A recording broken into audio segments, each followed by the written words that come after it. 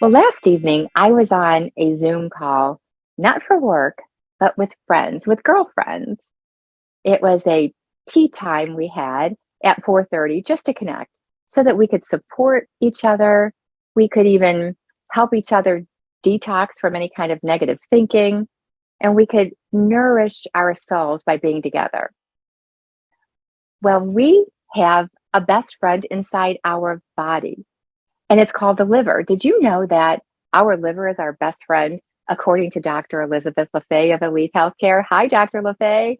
Hello, thank you for having me back. So wonderful to have you. We are pleased to discuss all things liver and our best friend. What does that mean, Dr. Laffay? Oh, it's something I started saying because the liver does so much for us 24/7. I mean, as we go to bed and sleep and get rest, our liver is starting to do its hardest work. And when we get up in the morning, it's then shifting into whatever habits we're moving into in our day.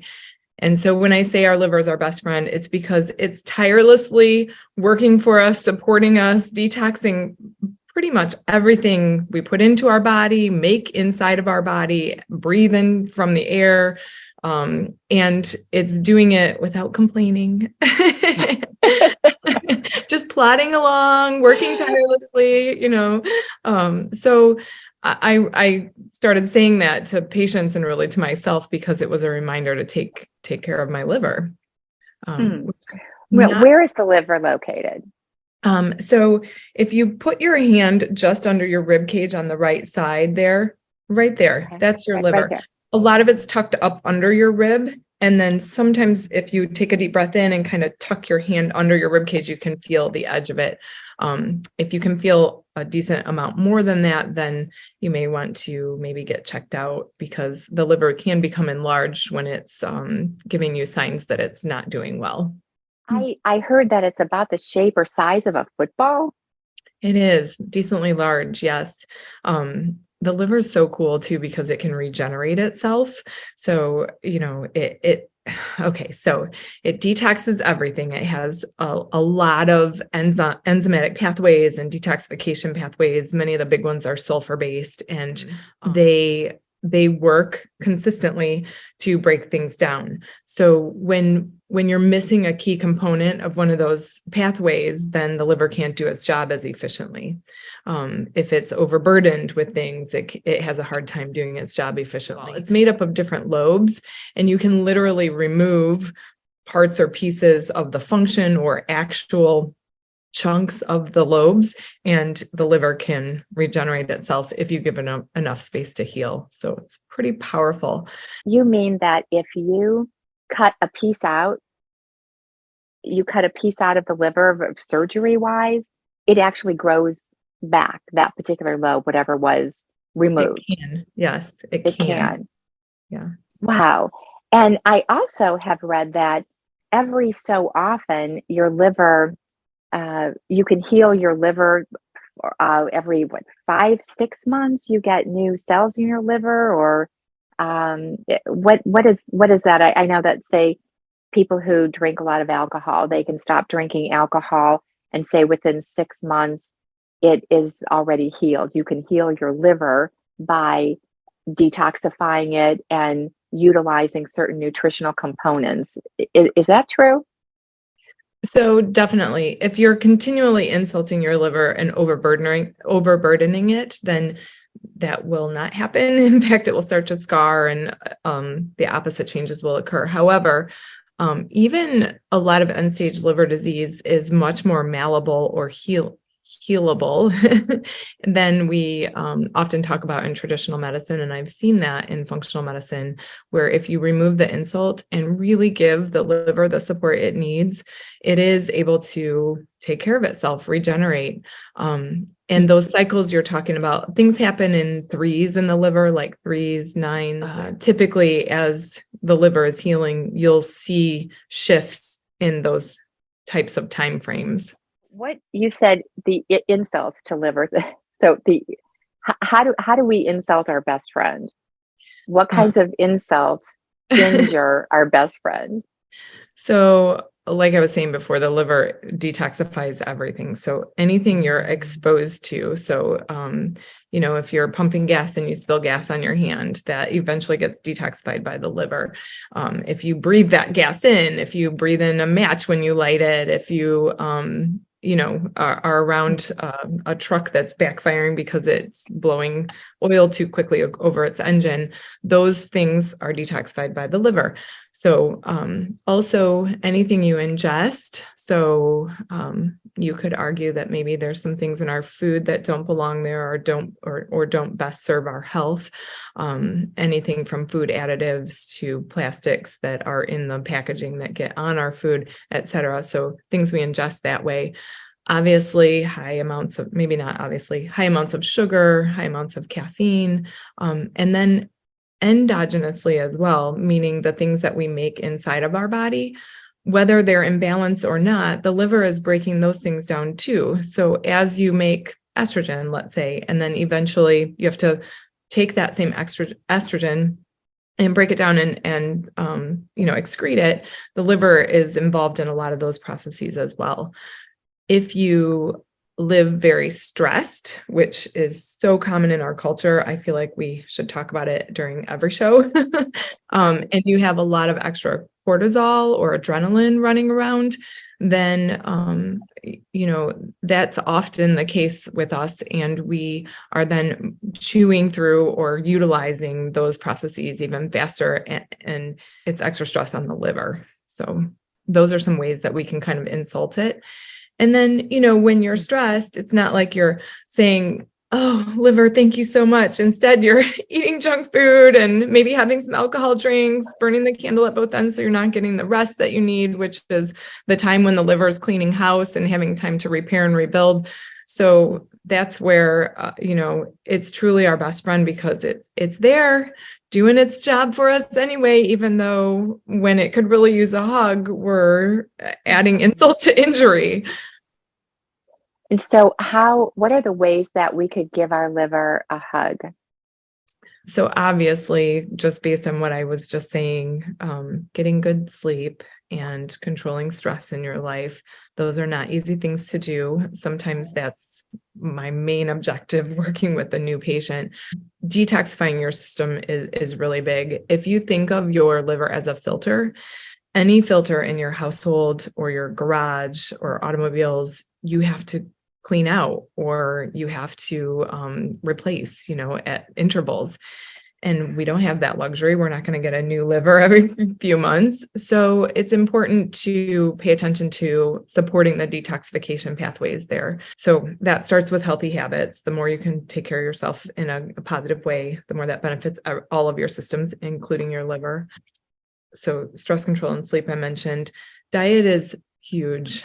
Not only does eating a lot of fresh fruits and vegetables help those pathways in so many ways, but when you eat the wrong kind of food, it also is a much heavier lift for your liver and your digestion in general, kind of going back to some of the stuff that we were talking about last week. But, let's take sugar, for instance. Sucrose is a molecule of regular sugar. We always talk about like, oh, sugar's bad for us. Well, what does that mean, really? From a liver's perspective, sucrose is made up of 50% glucose and 50% fructose. Glucose can be used as quick energy. The fructose that's in table sugar, sucrose, that's in our food supply so much, goes directly to our liver and is then repackaged as triglycerides. So that's one of the number one things that promotes fatty liver, which is non-alcoholic fatty liver infiltration is one of the most common things we see when it comes to liver disease. And it has everything to do, so much to do with the amount of sugar that you're putting in your system. If you then have a high cortisol, high adrenaline, environment because you're burning the candle at both ends, that also promotes a lot of sugar to be out in your system and is harder for the liver and is depositing those types of things in your liver. So when you talk about how to take care of it, just minimizing the amount of sugar that you're eating in your diet can be a huge burden of relief. One last point. We always want to blame high fructose corn syrup, but really regular table sugar in high volume can be equally damaging. Because let's say there's sugar in fruit. Mm-hmm. But so what kind of sugars in fruit? Great question. And actually, I'm glad you asked that because fructose is known as fruit sugar. Okay. However, and I want to make this point very clear because nutrition trends, and it used to be that we were all afraid to eat fat because we thought it would make us fat. That's what we were told. Right. That's what we were preached to. Some of us still have a fear of high fat foods because of that. And that shift has happened now. Everyone has trended toward keto and low carb, and carbs are bad. And fruit has really been thrown into that same category. And there's, I would say, a fear of fruit in some people. Yes. And I want to make the distinction there. Fructose in slang is known as fruit sugar, but fructose makes up part of table sugar naturally.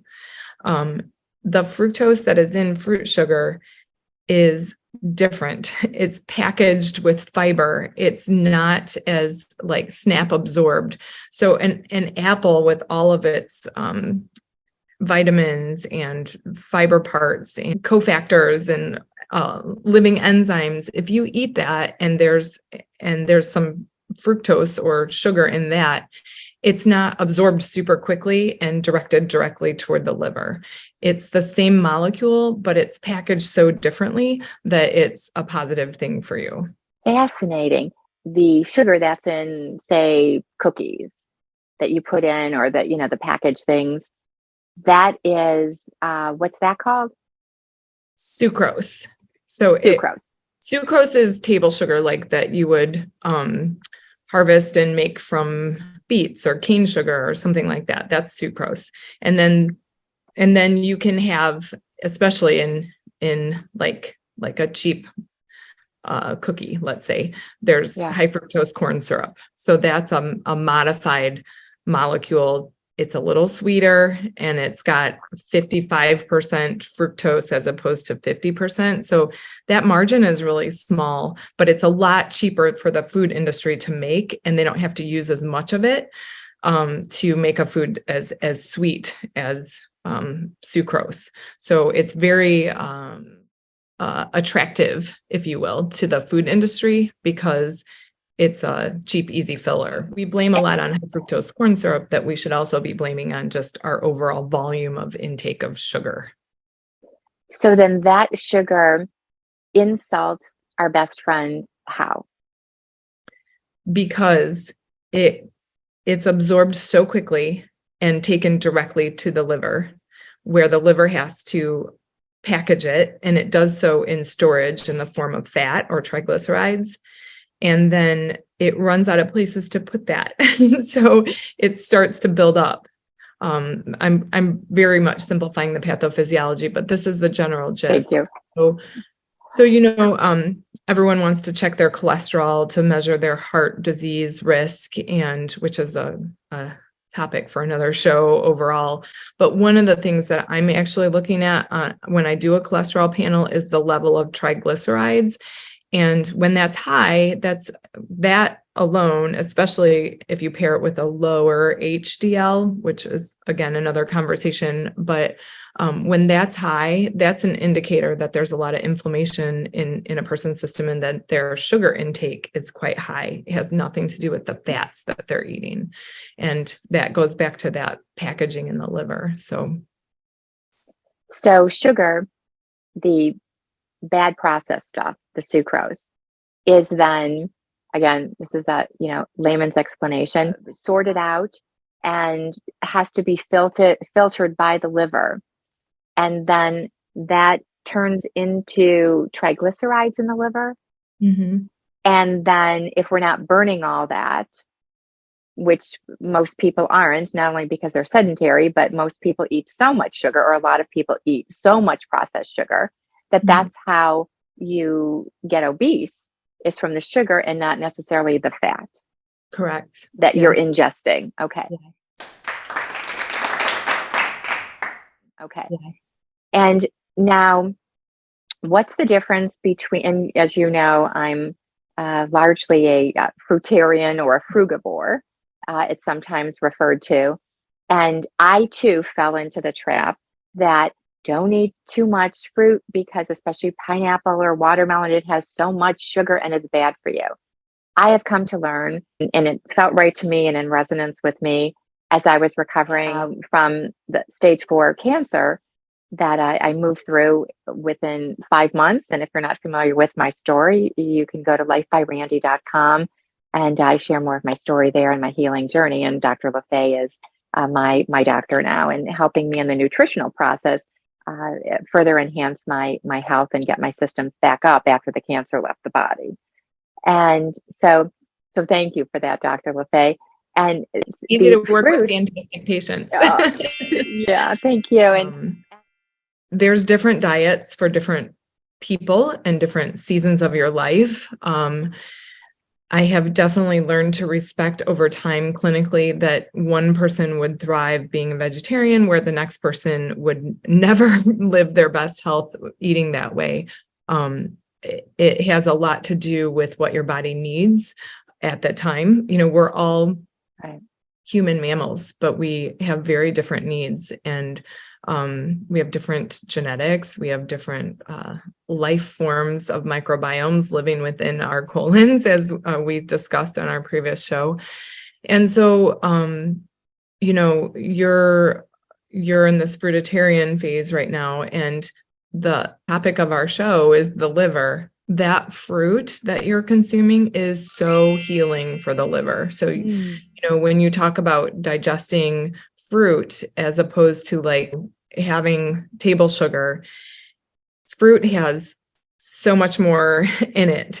It's rich with phytonutrients and fiber and you know, things similar to vegetables. And all of those things have detoxification support and healing properties. And when you're talking about supporting the detoxification processes of your liver, those can be so regenerating to those specific processes. So there are definitely times in your life where you need more fruit than others. Beautiful. I never thought that I could actually get full or satiated from fruit, but I do. And I'll take, when watermelon was in season last year, I would call it watermelon steak, and put a big piece of watermelon on my plate, cut it up like steak, and have some pineapple and red grapes for dessert. And I so appreciate you and your gracious open-mindedness and understanding that there's not one diet that will suit everyone. And even more importantly, there are different diets for different phases in a person's health journey. But I am varying it since you had suggested to ancient grains, quinoas, the lentils, legumes, because they have this combination of amino acids. In my research about the liver, there's something about amino acids and the liver. What does the liver do with amino acids, and what are they? Because they seem so fundamental to the building blocks of our beautiful systems in the body. Oh, you are so spot on. So yes, amino acids are the building blocks of proteins, and those make up 95% really of the structure of our cells. So very foundational. You know, the same cell might need a pairing of different amino acids compared to a different cell in your body. So it's very important to have a wide variety of them so that you always have the appropriate building materials.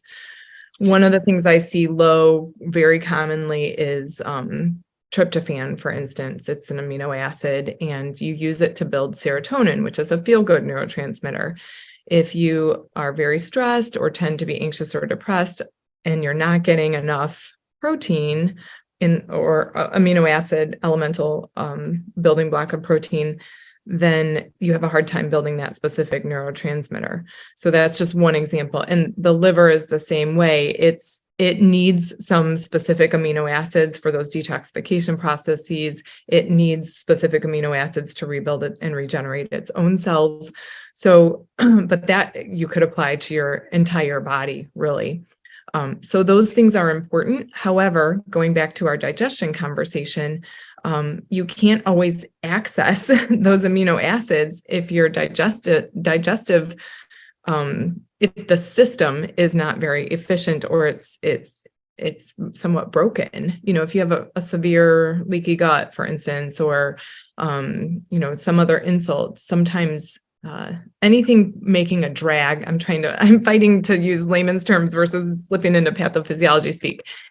Anything that's creating a significant drag on the process of your digestion makes it difficult to break down proteins and fats, because those are denser and harder to break down and then access the nutrients from.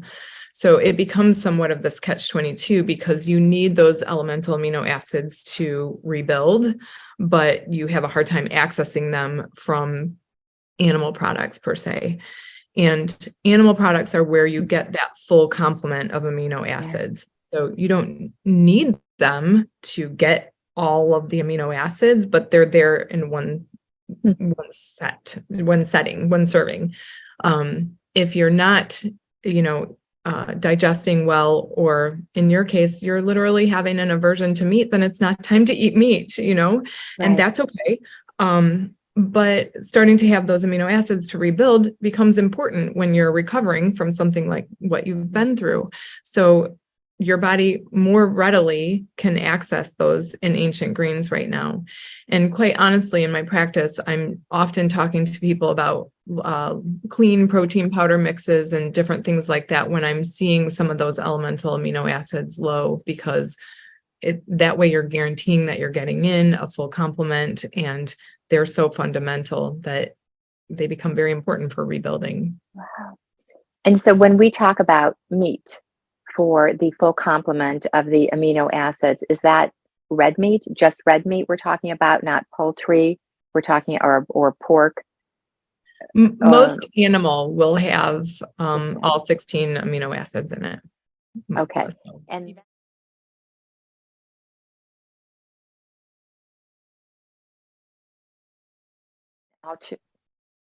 I'm sorry? Yeah, eggs. But let's say I'm not eating any of that and we're going right to ancient grains. What are some of the ancient grains for our viewers who say, what's an ancient grain? Yeah, so you rattled them off there. Quinoa is one that I really like to recommend. Farro is good for a lot of people, and even then it's a little bit of an individualized conversation, because some people are gluten sensitive, or straight all the way to the spectrum of true celiac. And with ancient grains, you really have to pair them with legumes to get the full amino acid complement. So legumes, peanuts are often put in the nut category, but it's technically a legume. And then most beans, so chickpeas, fava, etc. So one that probably would be very common to people's palate as far as a combination would be black beans and brown rice, right? Because the two of those together is the start of a Mexican meal. That's something we're used to seeing together. Right. That's right. Between the two of them, they have that full amino acid complement. So you can do it without animal. You just have to make sure you're getting a variety, combining different proteins together. So taking this information, reviewing it, we need the amino acids, the full complement of amino acids, because amino acids are responsible for 95% of our cell structure. And going back to show number 2, where we talked about microbiome, we use the analogy of good soil in our bodies. So if we don't have that good soil, the amino acids aren't able to do their job. And I think it's harder to access the amino acids, and therefore they can't work, because when protein in particular with digestion starts upstream, because it needs that really solid acid bath in your stomach to be broken down and agitate that food. And very often when people are living high stress lives or eating a lot of food additives or running on coffee and alcohol, they disrupt their acid-base bath in their stomach to the point that maybe they complain of heartburn, and then they're put on a heartburn medicine that shuts down their acid pumps. And we need that acid to break down animal protein in order to get nutrients from it as it goes along the digestive tract. So that goes back to our previous discussion, where if all of those things are working efficiently and you eat a steak, you should actually be able to get some nutrients out of that that's truly serving you. If you eat that same steak and you take Prevacid twice a day, then it's probably going to leave you feeling bloated and terrible and affect that soil in your colon in a negative way, because it will arrive there more whole and be the setup for attracting the wrong kind of bacteria. And so that goes to how different doctors in different specialties treat patients that are not feeling well and that present with symptoms. So the reason why I love functional medicine, and I sought you out, and Elite Healthcare, and I'm so beyond pleased and delighted to be a patient of yours and there, is that your philosophy and that which you've been trained in is to look at the underlying disease or underlying root cause of the presenting symptoms. And you're not treating the symptoms, you are using the symptoms as the absolute barometer of where you're going to go and how you're going to determine what that patient needs to actually heal and not just get relief from a symptom. Yes? Yes. Huge. Thank and you. that you just mentioned, you have heartburn. And so you take a even over the counter heartburn tablet. Well, that's probably doing more damage to you, and you're not getting at the root cause of why your acid-based bath in your stomach is off. And so really the logical, humane thing to do, in my opinion, is to go after what's causing that imbalance in the stomach, not treat the symptom of the heartburn. Because that, if you're just treating the symptom of the heartburn, you're going to cause a cascade effect of other diseases, and they're cumulative. And then we see a declination of health in all kinds of ways. And I'm sure patients come to you, they're already in that position.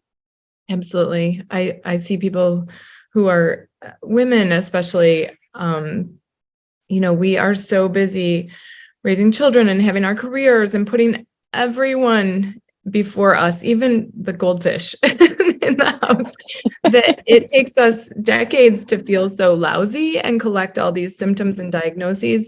And by the time a broken mom, I will say, finally comes to see me, they've typically, exhausted themselves. And so, we have a lot of work to do.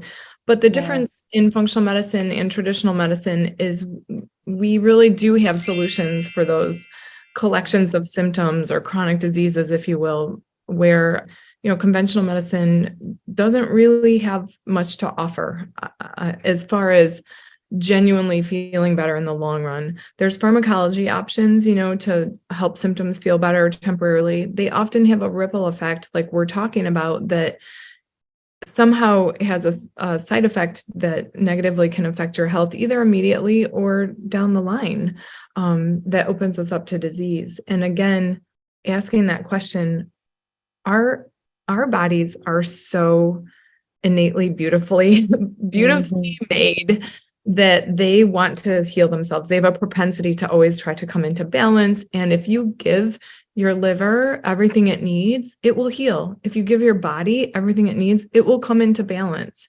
But you can't only focus on nutrition. You can't eat perfectly and never address your stress. You can't address your stress but never get any sleep. It just really takes all the things.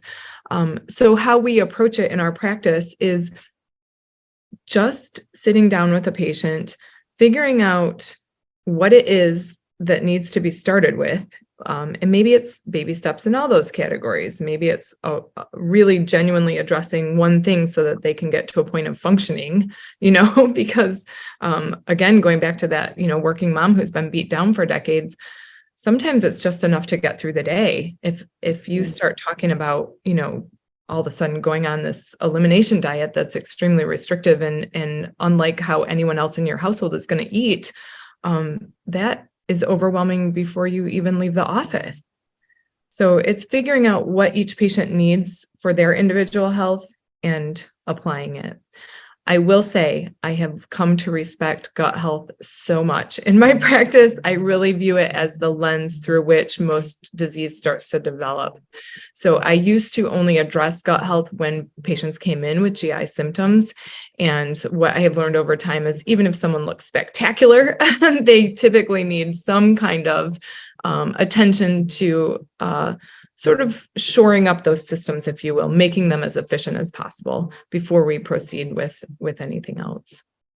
And so how does that gut health, like we talked about in episode number 2, the brain in our gut and the microbiome, which the microbiome are living organisms, tiny but intelligent, and communicate to our brain and even cause cravings, and the importance of having a healthy biome, extremely crucial. How does that gut health relate to the liver, and how can we help take care of our best friend, the liver, in order to enhance the microbiome? What kinds of things should we be eating? So we've talked about the stress and the sleep for our best friend, the liver. Now, what about specifically feeding our liver? What kind of nutrition is best to help that detox process? There's a huge list of fruits and vegetables that are specifically wonderful for the liver. And then there's some that are more potent than others. Cruciferous vegetables in general, things like Brussels sprouts, cabbage, the things, cauliflower, broccoli, the things that we always wanted to feed the dog under the table when we were growing up, maybe. Those things are so powerful, not just for liver cleansing, but for our systems in general. The antioxidant cascade that they produce lasts up to 76 hours. So, you talk about cancer prevention, and et cetera. Some of the heavy hitters by far, cruciferous vegetables, fruits of all variety, especially red-skinned apples. Red-skinned apples are extremely powerful in healing for the liver in particular. And then some herbs like cilantro and parsley can be very cleansing. Some spices, cinnamon is a big one that comes to mind. But I can tell you in general, if you're eating fresh fruits, vegetables, the herbs, those are things that are beneficial for your liver. It's hard to go wrong there. Beautiful. Now, there's been a debate for years, and I've debated it with myself. And so is there a nutritional benefit to eating those key vegetables, or any vegetables for that matter, raw versus cooking them? I remember, in the 80s, everyone had the basket, the steamer, because you just had to steam your vegetables just a little bit, because if you did it too much, you were boiling out all the nutrients.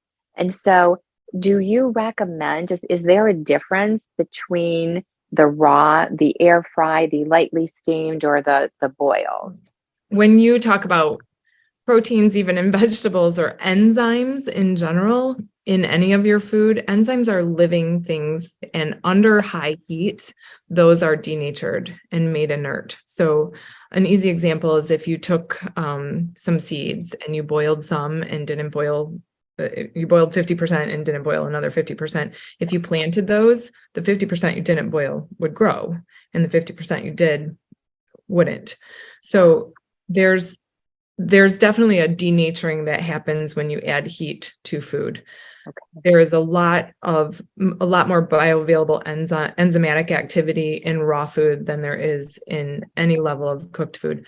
However, when you denature certain chemicals or mechanically grind them, then it can release other types of compounds that can also be healing.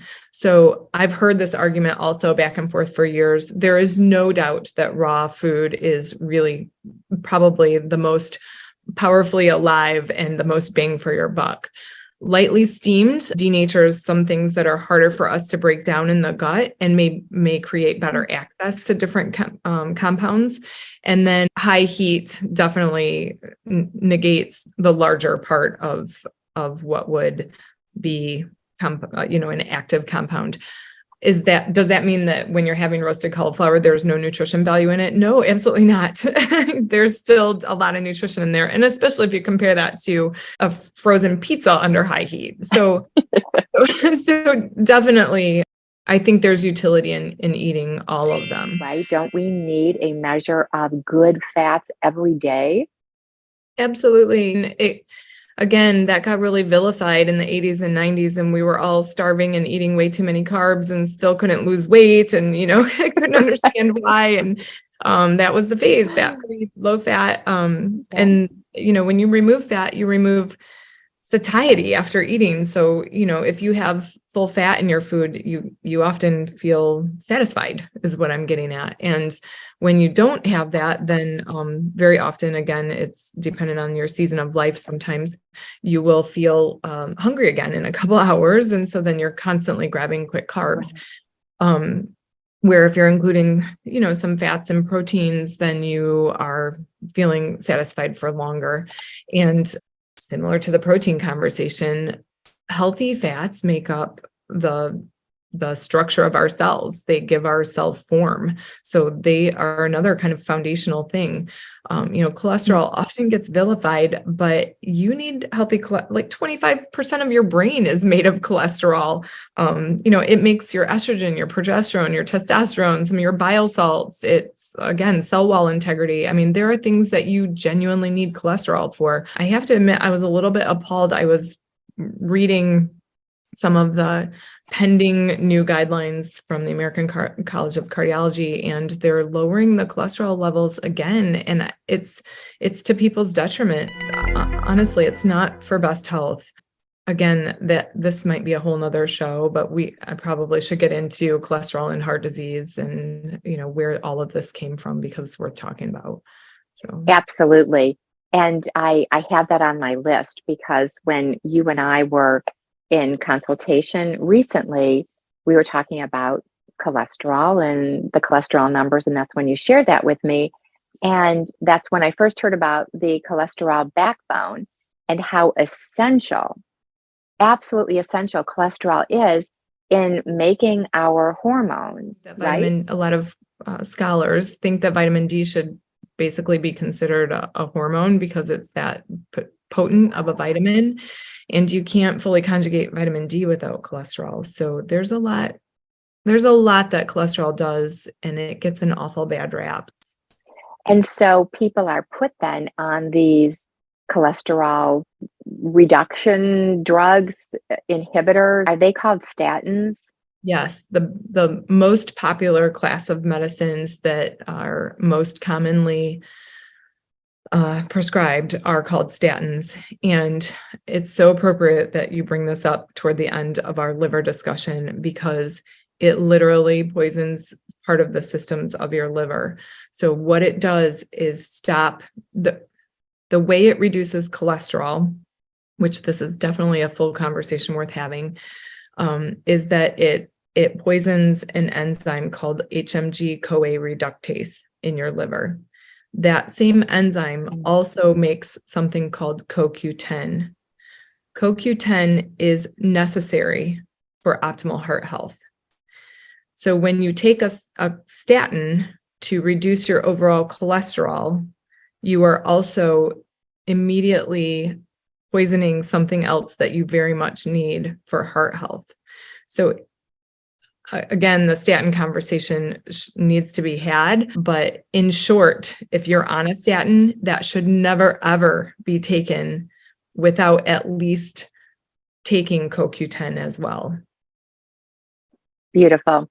If in fact a person needs the cholesterol medication, and specifically these guidelines, which as a lawyer, I'm suspicious of and always want to know the source of that and who's putting these guidelines out, what studies they're looking at, because they are then recommending and maybe even stronger than the term recommending, all traditional healthcare specialists now go by this chart and then prescribe this pill.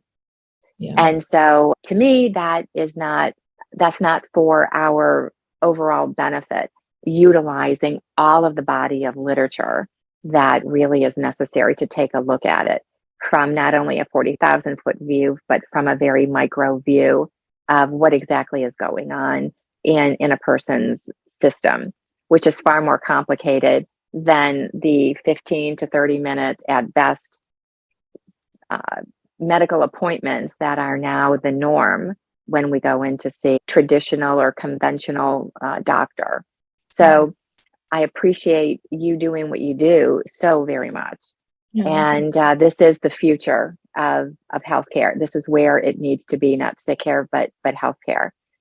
So Dr. Laffay, for our next show, it's that important. Cholesterol. What is cholesterol? What's the cholesterol backbone? Why cholesterol is needed, and why it's essential in our bodily systems, how it affects the liver, the heart, the brain, and beyond. Stay tuned for the next episode of Life by Randi and Dr. Elizabeth Laffay with Elite Healthcare. Thanks for tuning in, and take care of your best friend, your liver. Send your liver some love today, right, Dr. Laffay? Absolutely.